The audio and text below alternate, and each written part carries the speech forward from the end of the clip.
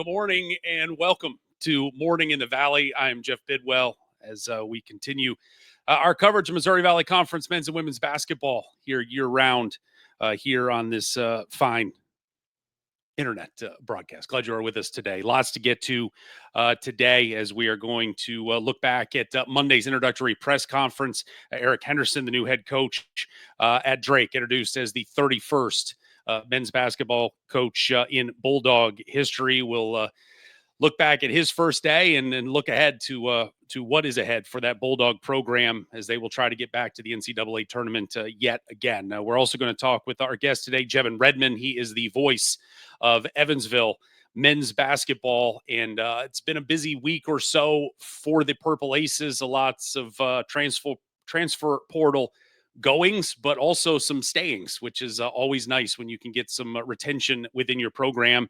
And the big news this week is Connor Turnbull, the Missouri Valley Conference, the reigning and defending Missouri Valley Conference Defensive Player of the Year, will be back in a Purple Aces uniform next year. So really, we have no reason to wait any longer. Our guest is here, and we don't like to make people wait at all. So Jevin Redman, good morning to you, sir. How is life in Evansville, Indiana today? Things are good. Kind of in the middle of, covering the baseball team, but also trying to keep an eye out for basketball. And April is a busy time. That's when things start to develop as far as recruits and commitments. So whether you like the portal or not, it's an exciting time of year.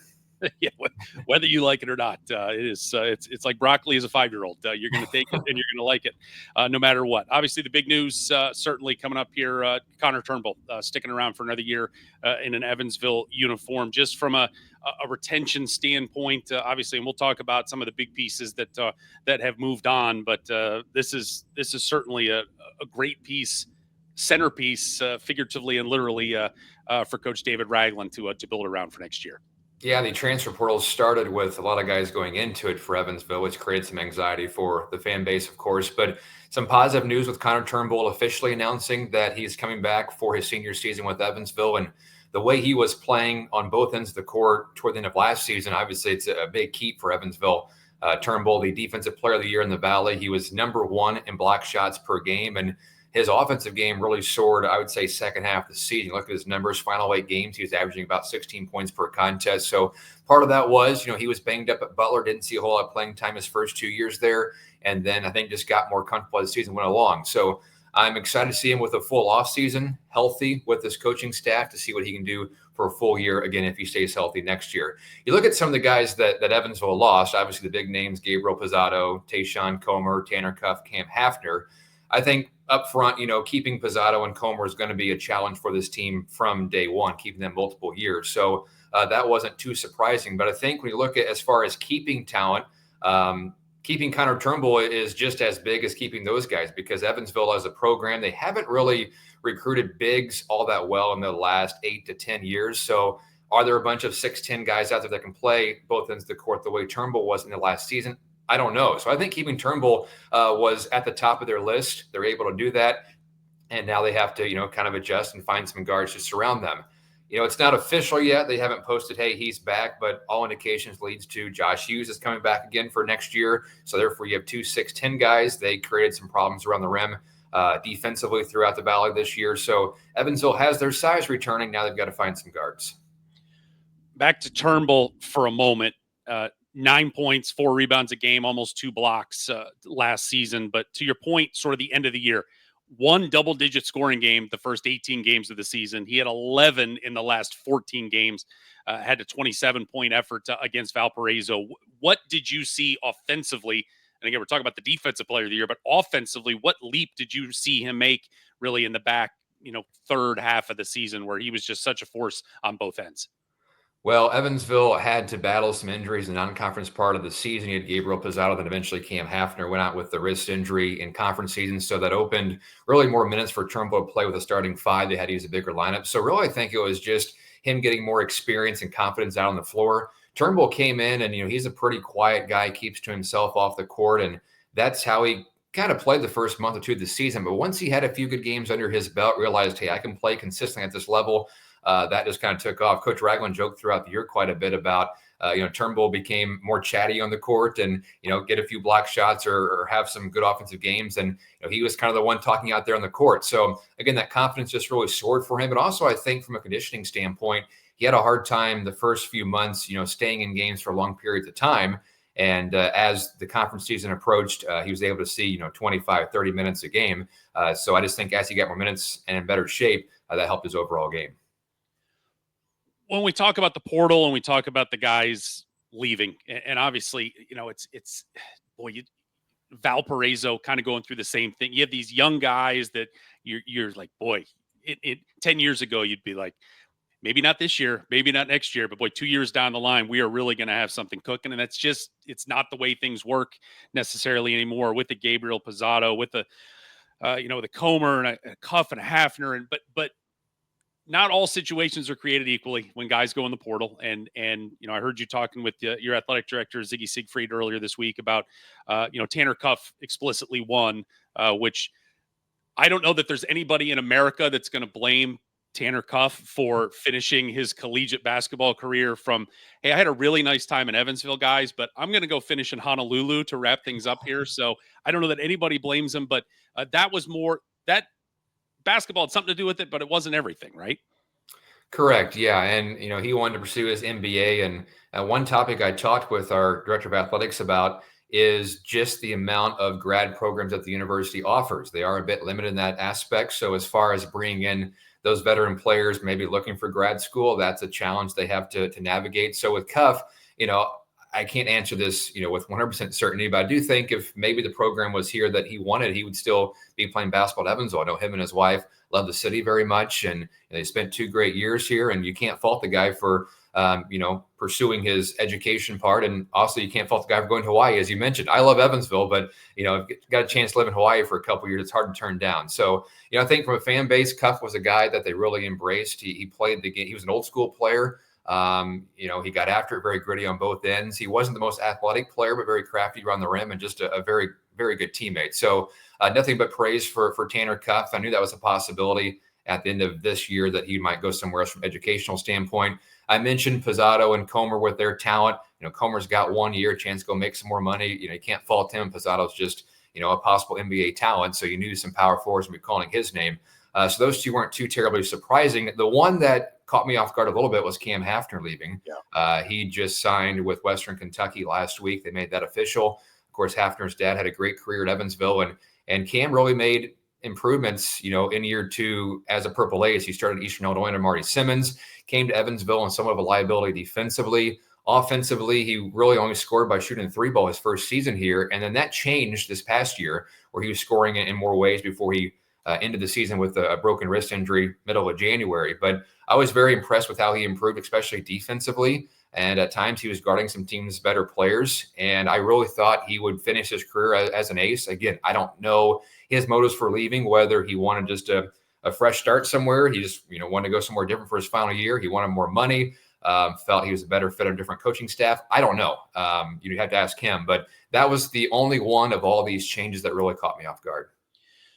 Your conversation with Ziggy Siegfried, the thing that struck me, several things struck me, but look, Evansville goes 11-21 overall, but 8-12 in the league, and tied for 8th, and sort of that log jam that we didn't know everybody was going to be 7th to 11th by the time the season came to a close. But he was very upbeat about 11-21. Before we get to Ziggy's thoughts on that, where's the fan base's head at right now? And maybe again, the 11-21, 11 and 21, the non-conference was tough and trying to navigate that, and Pizzato's out and you're navigating a lot of injuries and so on. But from a league competitive standpoint, where is the fan base's head at right now? Well, I'm going to answer kind of in 2 ways. I think as you talk about last year's team and you see 11-21 overall record, that's not what anybody had hoped going into year 3 under Coach Ragland, and maybe some frustration there. But you look at the conference slate, they won the most Valley games since 2015-16, going 8-12. And Jeff, some of those games were close. And a lot of teams can say that, the Valley, there's not a wide range, those teams middle part where you have a lot of close games and they have to go your way to finish top half the standings. But Evansville, 6 or 12 losses or by 6 points or fewer. I really felt like this last year's team was more talented than the team 2 years ago that won 17 total games. Just they had that rough non-conference schedule. So I think the fan base enjoyed watching last year's group. I know I was broadcasting it. I thought they were very talented and enjoyable to watch. They ran a lot of games. But the bottom line is, now this coaching staff, after 3 years, they finished 12th, 10th, and 10th. And while there's been major progress, I think the fan base, is a bit antsy. They realize it's time to win. They want to see this group finish top half of the Valley standings. And again, they were pretty close to doing that last year. So we'll see how year 4 turns out for Coach Ragland. I also think the fan base is just frustrated with the overall landscape that we have to fight. Other teams in the Valley have to fight to keep this talent, and so many guys leaving after 1 year. So there's a lot of anxiety out there. And what I kind of tell people is, look, right now you see the roster. You only have about 5 or 6 guys on the roster for next year. We have to let this play out, the month of April play out, because how it is for schools like Evansville, when you don't have a ton of money to offer just to grab players right away at the portal, you have to let things kind of trickle down. Guys think they can play to Power 4. They realize they don't get the offers they want. That trickles down to Evansville. You start to get those visits, developing the next couple of weeks. So just take a deep breath, let April play out. I don't know what the roster is going to look like, but I do know that coming up the next week or two, there's quite a few visits scheduled for the Evansville program. So I anticipate, some news coming mid to late April as far as guys are signing. So it'll happen. It'll develop. It just takes more time than we want. But to kind of summarize your question, I think this fan base is ready for them to win. And I think in year 4 for Coach Ragland, the staff needs to finish middle of the top half of the standings for them to be satisfied. Ziggy Siegfried said, quote, "I feel great about David Ragland and sort of the stability of that coaching staff and what they're trying to build. And obviously you've lost some, Ben Helmerkaus a year ago, a great piece that went to Illinois as well. That AD support certainly, important for a coaching staff moving forward. But, right now the support that maybe means as much as anything is the almighty dollar in the NIL and what is coming in from that. The question, and I don't believe this came up in the interview, and I don't know if you have an answer yet, but as we're getting towards this house settlement situation that's certainly complicated, but allows revenue sharing from athletic departments to their athletic programs, is Evansville opting in? Do you know the answer to that yet? I do not. I can't answer that, on the record specifically yet. I know conversations are ongoing behind the scenes. Our conversation with Ziggy more so was about the dollar amount with the NIL, where they're at right now for next year. And he was very open and honest about it. And there is progress there. Now, Evansville's progress is going to be slower than, like a Murray State. I know Murray State is toward the top in the Valley in terms of dollars that they have. But for Evansville, there's been great progress the last calendar year. They've tripled their dollars in NIL, so he didn't give an exact amount. But I did ask as far as, well, what is a realistic goal for the near future to be at? And he mentioned $350,000. And he also said that's still going to keep them at the bottom half of the Valley. But what Evansville can do with that money is hopefully retain, a player or two if you have talent. Not going to retain everybody. But then also, if you retain a player or two, you can still have some money left over to grab some portal talent to where you can compete in the Missouri Valley Conference. So the $350,000 is not the end goal, but in the near future, that's where they're trying to get. I know they are much closer to that number than what they have been in previous years. And if they can get to that, I think Coach Ragland has displayed bringing in enough talent to compete. And, you look at where this program was when he took over in 2022. That first year for him was a wash. So the group that he's brought in really in 2 years with not much substance or success from the program has shown what type of recruiter he is. So I think that's where the confidence from Ziggy comes in with Coach Ragland. And he's also mentioned this program needs stability. Heck, when I took the job in 2018, we went through 4 coaches in 5 years. And is that bad? That's just not a recipe for success. So I think Ziggy wants to see stability with this program. Coach Ragland has developed a great culture with his staff and players that have come in. It's just a challenge right now is retaining players. But, I think the length of time for Coach Ragland to win will be lengthened by a year or two just because of the whole landscape. But when you kind of step back, look at where the program was when he took over, I think he's done a very good job. Yeah, I like to refer to them as distressed assets. Those guys that, went to a Power 4 school out of high school, and then, maybe they're the 9th, 10th, 11th guy that isn't going to demand a lot of money on the market in schools with that limited NIL that you're trying to grow up, that, hey, maybe you can get them for 30 grand, 40 grand, something like that. And you're not blowing your budget on one guy. And, obviously listen to Ziggy that he is a fan of David Ragland's recruiting abilities, and to be able to go out and sell the Evansville program. And I mean, that is it's as good of an arena as there is in the league. It's as good of a fan base as there is in the league. There's so much to sell. It's just a matter of trying to get their guys there. The one thing that he also said, Ziggy Siegfried, that jumped out was trying to shy away maybe from bringing in freshmen and just going and getting older guys. That's more of a we got to win now mentality, but it also is, as you see, you bring in freshmen and they do well and they're gone. You might as well get guys that are already closer to finished products, right? Yeah, I think for Evansville, it's going to have to be a balance of that. I don't think they're going to have enough resources, at least right now, to go out and get, 5 or 6 guys that have a ton of D1 experience and all of a sudden they come play at Evansville. I think it's going to be a mixture. So if you can get a few guys that have that experience at a bigger program, didn't see as many minutes as they want, and then also you have to find the diamond in the rough. You look at the last couple of years of what this staff's been able to find. No one knew who Gabriel Pizzato was at this time last year, and now everyone in college basketball does. You go back 2 years ago with Ben Humrickhouse coming from NAIA. Nobody knew who Ben Humrickhouse was. And all of a sudden he's playing NCAA tournament with Illinois. So I think one of the recruiting tools the staff can use is, hey, if you give us a chance for a year or two, and Evansville's going to have to embrace that. Hey, you're here for a year or two. We can send you off to a better place, make more money, whether that's in Division I or overseas. The staff has proven in a very short time they can do that with players. Yassine Toomey is another one that went to Seton Hall. So if they embrace that, I think that's a good selling point. When you don't have necessarily the most dollars to offer, you can offer that, hey, 1 year pit stop, we can make you better for the next level. So they've proven that. So I think it has to be a balance of finding some experience, but also that diamond in the rough, whether it's a freshman, a sophomore, somewhere from maybe out of the States that can come play at Evansville. I do want to make one note. You talk about experienced players coming in. One that is public as far as a visit is Larry Hughes II. He's coming to Evansville on April 19th on a visit. He's got 2 other ones listed as well, Merrimack, April 11th, and Cal State Northridge, April 15th. But he's a guy that played for the Billikens over in St. Louis.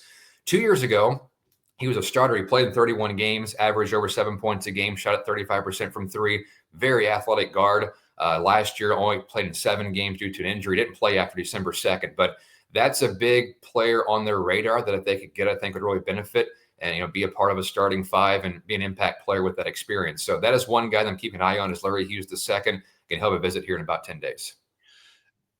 In terms of, and before I let you get out of here, I know you've got 1,000 other duties today. In terms of selling, what is David Ragland's biggest sell right now in terms of this program? And we've got one piece, definitely, maybe a couple other returning pieces to build around. But what can he sell to guys coming in that we need you, we want you, and you can get this thing turned around and get it to where everybody in Evansville wants it to be? Yeah, well, I think you can really sell the fact that Connor Turnbull is back. You have the size. And again, this isn't official, but all indications lead to Josh Hughes coming back. So you have some very good size to protect the rim. And now Evansville is looking for guard play. And I think one of the selling points is, if you're talented enough, you can come in here and play at the guard position and have a lot of minutes right away at the Division I level in a very good conference like the Missouri Valley Conference. So that's one of the selling points. Again, I can't speak on specifics, but I do know over the next week to week and a half, if they get a few guys to sign, I know there's one in particular that would go a long ways in terms of recruiting other talent. So if the Aces can get some things to kind of develop the next week or two, that would help them down the road as they start to fill their roster. But again, I think Coach Ragland still can sell the progress that this program has made in the last 2 years. I know it might not look at it if you don't follow the Valley closely. Hey, you see back-to-back 10th-place finishes. But again, look at where it was in 2023 at the end of that season. The next 2 years, they win 17 games. They play in a postseason tournament. And then last year, they're a game or two away from finishing, top 6 in the Valley. So you can see the progress there. And again, Coach Ragland has indicated that he can bring guys in, he can develop them and his staff and get them better for the next level, wherever that might be. I think those are the big selling points. And you always have the passionate fan base. If you mentioned one of the better arenas in the Valley, those are a couple of selling points as well. So the major one is, hey, you can come in, be an impact player right now for a fan base that is hungry to win. And if you continue this progress, Aces fans will love you forever. Jevin Redman, I love you forever. Thank you for coming on this morning, and we appreciate the time, and we'll certainly catch up again soon. Yep, always good chatting. Thanks, Jeff. All right, brother. Thank you. There's Jevin. I'm telling you, that Evansville fan base is, and I think it sort of falls under the umbrella of Indiana basketball, that they love their basketball. There's no two ways around it. And when being over there, doing radio for Murray State, and you're in those buildings, and there's 5, 6, 7, 8,000 people there supporting a team that is not at the top of the valley, and for them to be as engaged and supportive, it just feels like in a lot of ways it's a sleeping giant. It just comes down to, can they get dudes? That's what the game is all about. Every coach in this league can coach ball. It's just a matter of, can you get dudes? And that's what they are trying to get with this, with the NIL, as they're trying to get it built. And as Ziggy Siegfried, Evansville's athletic director, told Jevin, earlier this week, trying to get to, he said, tripled NIL from last year, trying to get it into that $350,000-$400,000 range, knowing that's not ultimately going to be enough, but it's a number that you can compete with it for now, in that, probably in the bottom half, somewhere in the bottom half of the valley, but it gives you some ammunition to go out and be able to get some dudes, and we'll see what David Ragland will be able to round up here in recruiting. And as Jevin stole just a little bit of the news from later on. Again, Larry Hughes II played at St. Louis, left the program after just 7 games back in November, I believe. And I feel like every time now you talk about how much eligibility players have left, everything is with a question mark, because guys just get these extra years that fall out of the sky. But believe Larry Hughes will have 2 years of eligibility left. Again, averaged 7.5 points a game at SLU, started 27 of 31 games back in the 23-24 season, 36% 3-point shooter in his career. Certainly, a name that I would think would energize that Evansville fan base. So he goes to Merrimack on, let's see, today's Wednesday. He'll be at Merrimack for his visit on Friday. And then on Tuesday, he will be at Cal State Northridge. And then next Saturday, we'll be in Evansville, and we'll see. That's always one of those recruiting things where I don't know if it's best to be first or be last from a coach standpoint, trying to sell. Do you want to be the first guy in the room and be like, this is where you need to be, and let's sign on the dotted line before you can go, and you got to go cancel the rest of your visits? Or do you want to be the closer?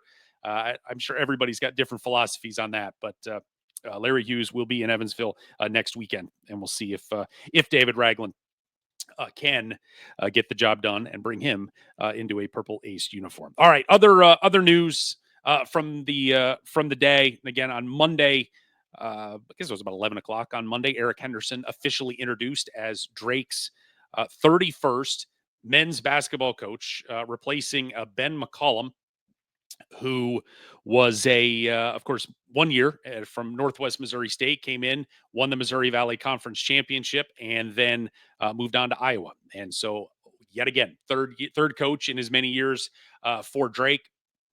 But Eric Henderson took the stage, and we got the photo ops, and it was if I'm a Drake fan, I walked out of there feeling good. There is always the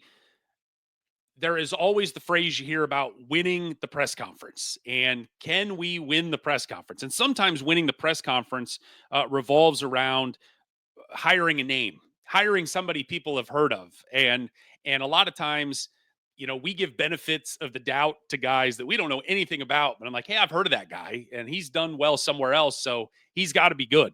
And this is not, I mean, certainly Eric Henderson has had success at South Dakota State, getting to the NCAA tournament twice and winning 4 Summit League championships in 6 years, and he has done well. But I think the basketball, you've got to be a true sicko to have any idea who Eric Henderson probably is on a national level. So when he comes in, he's not getting the benefit of the doubt of, oh, I've heard of that guy, I know that guy. Certainly, I think there's some geographic familiarity, Iowa, South Dakota, there's enough there that people have heard of him.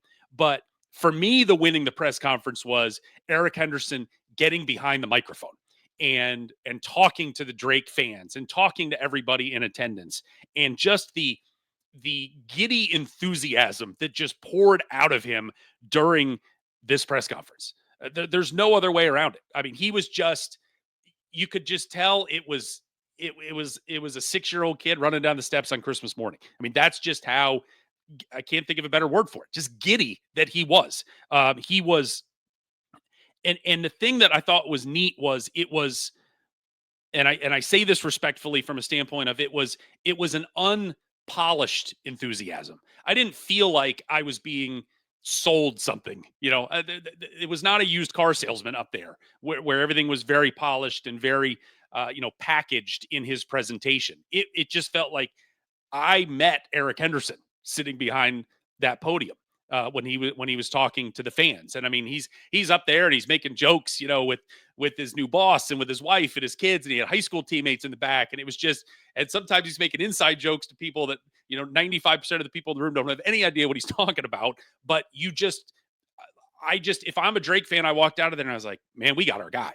We got our guy. And I feel good. Now, how that's going to translate in 7 months when the season starts, time will certainly tell. But from a let's win the press conference, I thought he flushed it. From a golfing analogy, I thought he stuck the landing on that sucker.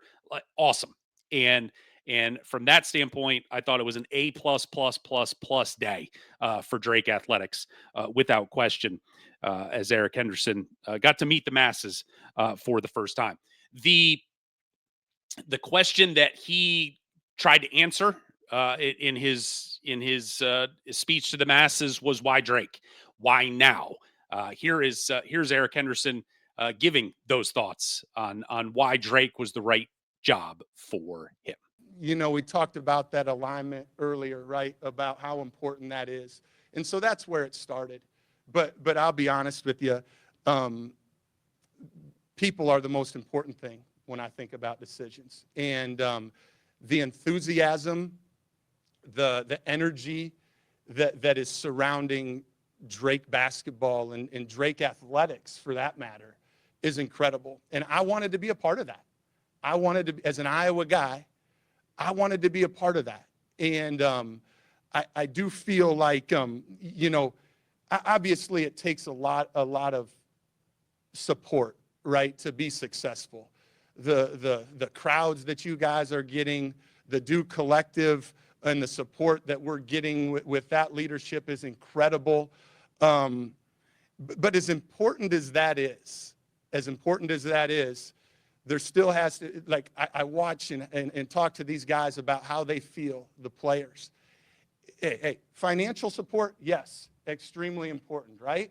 But even more, showing up to games, making sure when you see our student athletes, you say hello to them, you give them a hug, you make sure they feel good about themselves. That's what we're all about. That's what we're all about. And that's what you're all about. And so when they say, why Drake, those are the reasons. The energy, the enthusiasm, the support in multiple ways is incredible. And that's what I want to be a part of. He just comes through the screen, just happy to be there, excited to be there, and wanting to continue on with the Drake machine that it's been for the last handful of years. Got it going with Nico Medved, going into Darren DeVries, Ben McCollum just picking up and running with it, and now Eric Henderson going to do his part to continue that run of success here for the Drake Bulldogs. The big news in college basketball, I think, as a whole, that's going to affect everybody in the league, and is this House settlement that is being argued between the NCAA and federal court, trying to. It is a $2.8 billion settlement helping pay back, some NIL rights to players from the past, and trying to set a groundwork for how this is going to work in the future. It is a deep in the weeds topic that we're not going to get too deep into the weeds on here at all. But there's a couple. There was another meeting in front of the judge on Monday.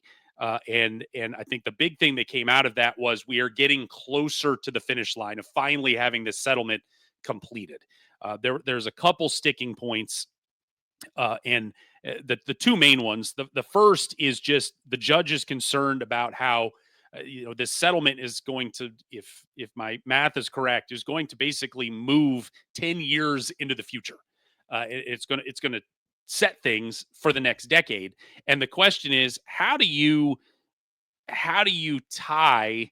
And I think ultimately this is just legal language that the judge is going to want reworked and refined, is how do you have athletes that are in middle school right now that are somehow going to be bound by by this settlement for 10 years into the future, and sort of what their rights are moving forward. And so I think there's some language challenges that the judge is just trying to uh, just get cleaned up a little bit with the lawyers. The other part is roster limits. Now, part of this House settlement, I think in the simplest terms, are when schools opt in. And we talked about with Jevin Redman about this, about Evansville, and he doesn't know what the situation is. I have been told that, and it's the only school that I have a direct contact with, is that Murray State has opted in. And if they have not opted in, they will be opting in to this House settlement. And the key to that is, when you opt in, you are now taking part in paying back some of these $2.8 billion for the settlement. But it also allows you then to begin to distribute revenue, sharing revenue from your program to your athletics and your athletic teams. And, the number, it's like 20 million, 22 million, somewhere around there. And that is what you can share too. That's the ceiling. Obviously, schools at the Missouri Valley Conference level are not going to be sharing $22 million of revenue with their student athletes. Those are for the Ohio States and Kentuckys and Kansases and schools of that ilk. But it allows you to share some of that. And so that's important. But part of the opting in also means that you have roster limits. And the roster limits it used to be scholarship limits. Men's basketball, you can have 13 scholarship players, but you can go have 10 walk-ons if you want on there. Well, now 15 is the max. And you can give scholarships to those 15 kids, but 15 is the max. I don't know how much this affects men's basketball outside of schools maybe that have several walk-ons. Firstly, the walk-ons as we know them may be extinct from a standpoint of, look, if coaches can use 15 scholarships on guys, they're going to go try to get 15 scholarship players. And so, walk-ons are oftentimes local kids, good high school players that just, they can help in practice and so on, but they're not helping you, in general, unless the ultimate emergency where you're needing to use them on the court. But they're not going to be in this setting. They're not going to be around. You have programs, the example I saw used was cross country, for instance, where I believe the number is now 17 is the limit for cross country. A lot of these scholarships now are a lot of college sports in the Olympic sports is you have walk-ons, you have partial scholarships that are distributed out amongst kids.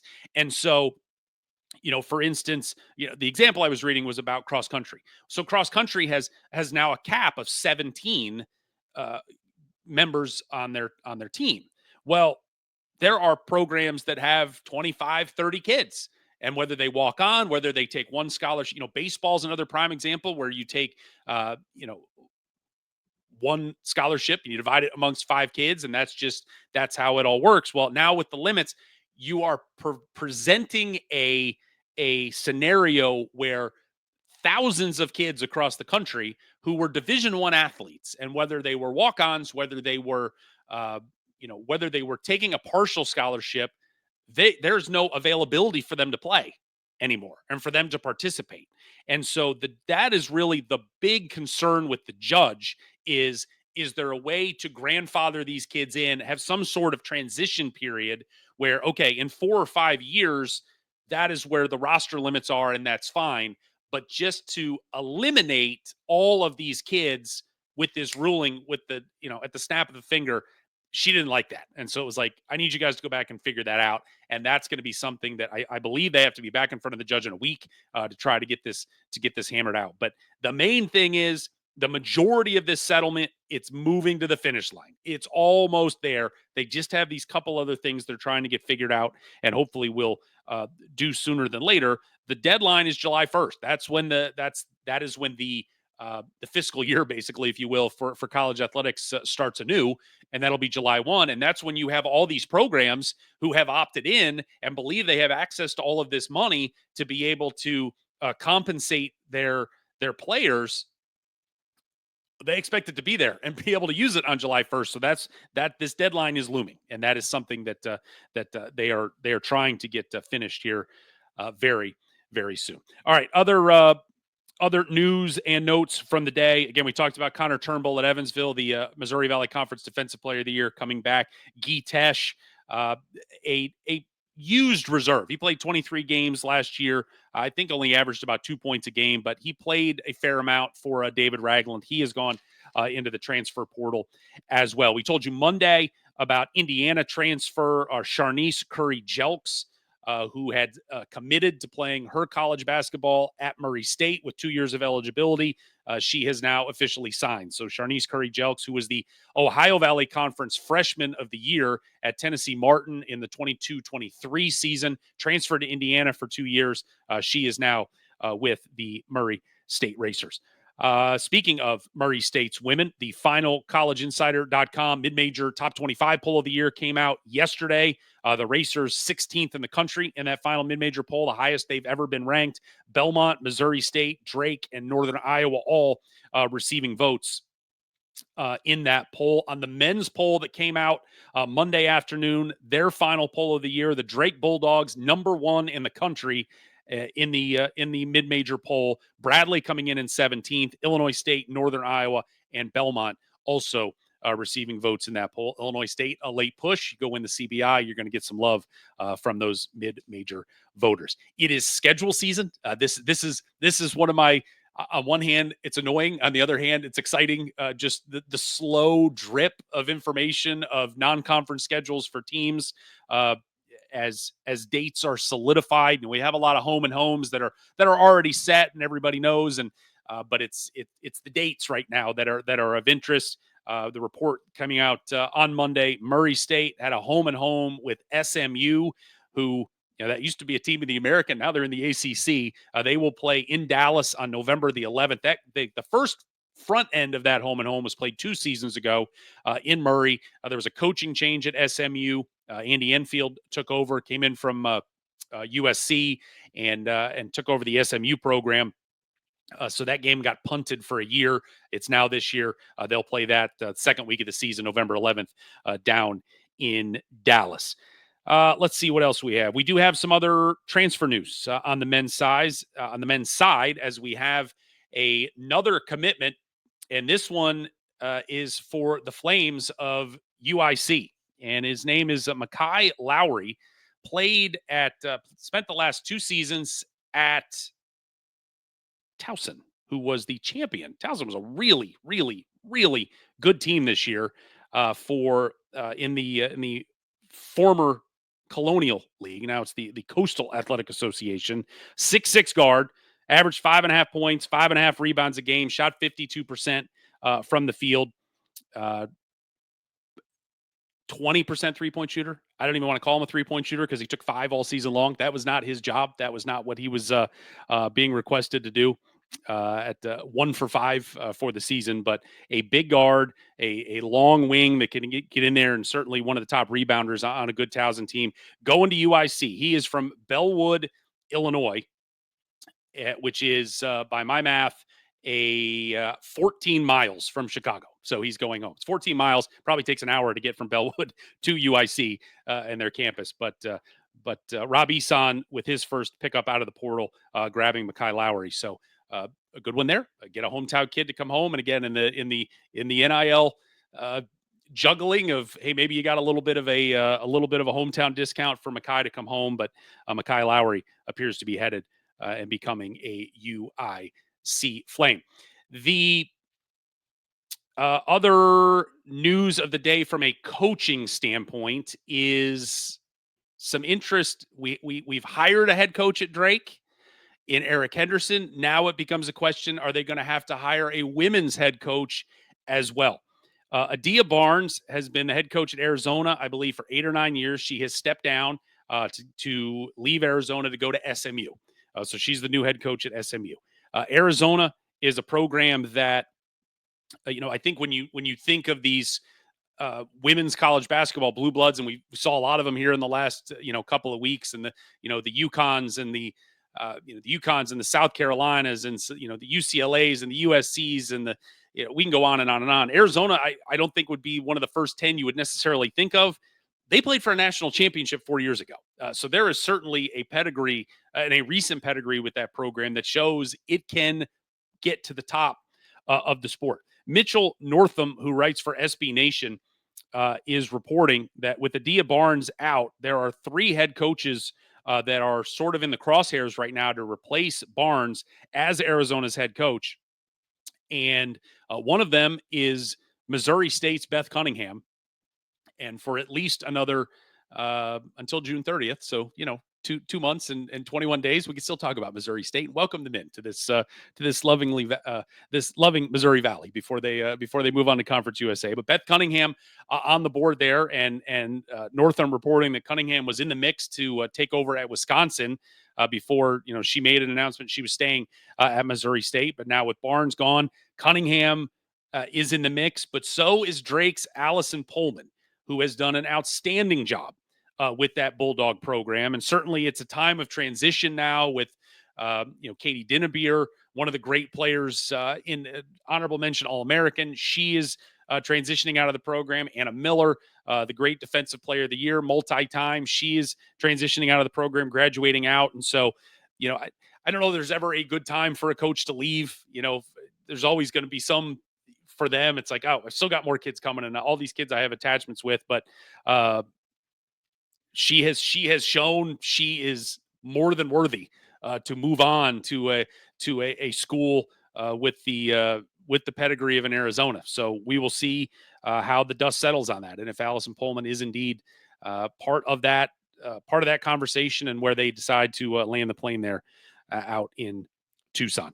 One other final note today, and it's sort of a thank you, Illinois State. It's been one of the recent phenomena in college basketball is that kids, as we've said, you almost assume kids are leaving until you are told otherwise that they are coming back in this era of the transfer portal. And when you don't hear anything, it's almost unsettling from a standpoint of, are they back? And that kid's probably just going about his business, going to class, going to workouts, can't wait for next season. And I didn't feel like I needed to tell people I was coming back. But that's the era we live in now. Illinois State has probably, on both the men's and women's side, done as good of a job as anybody, maybe in the country, certainly in the Missouri Valley, about letting everybody know about their kids that are coming back. And I think from a standpoint of reassuring your fan base, I think it's a great thing. Look, the portal is not, and again, and I've talked about this 100 times. I will talk about 100 times more, that the transfer portal is not this boogeyman, but I think it is still reassuring in this transfer portal era where many people believe it's the boogeyman, just to be like, look, it's not taking everybody. We've still got folks back. Those kids you knew last year and you liked being around and you liked watching them play, they're going to be back. I think that's a big part for fan bases. I think the other part that is helpful, strictly, selfishly, 1000% from a media standpoint, it's great content. Thank you for letting us know these kids are back. And so we don't have to be confused about, are they, aren't they, how much time they have left. We don't really know. Illinois State's women's program yesterday, I mean, they were just firing left and right with kids. Grace Nelson, Morgan Bruno, DeShanti Thomas, all coming back for Kristen Gillespie's bunch up there in Normal. Look, Grace Nelson was a redshirt freshman, didn't play at all last year. Morgan Bruno, I think, averaged 4.4 points per game. DeShanti Thomas averaged 1 point a game. Not heavy hitters last year. Who knows what they're going to grow into this year? But I think from just a standpoint of, hey, fans, we've still got kids on the team, and we've got kids and are familiar with, and they're coming back. I think that's an awesome thing. So more teams want to follow suit with that. I'm all for it as we try to, again, right now it is filling out rosters. I think it is April 22nd for the men's that the transfer portal is still open for 13 more days. And then that closes. But right now we're in the visit and commitment era of the, or portion rather of the spring. And then once we get rosters, then we start really rolling into trying to rack up schedules and figure out who's playing who next year. So, all right, that does it for this edition of Morning in the Valley. Thank you as always for being with us. We will be here in the off season every Monday, Wednesday, Friday, 9 a.m., talking with players, coaches, media that cover this great league. And glad you are with us today. We'll see you Friday morning at 9 a.m. right here on Morning in the Valley.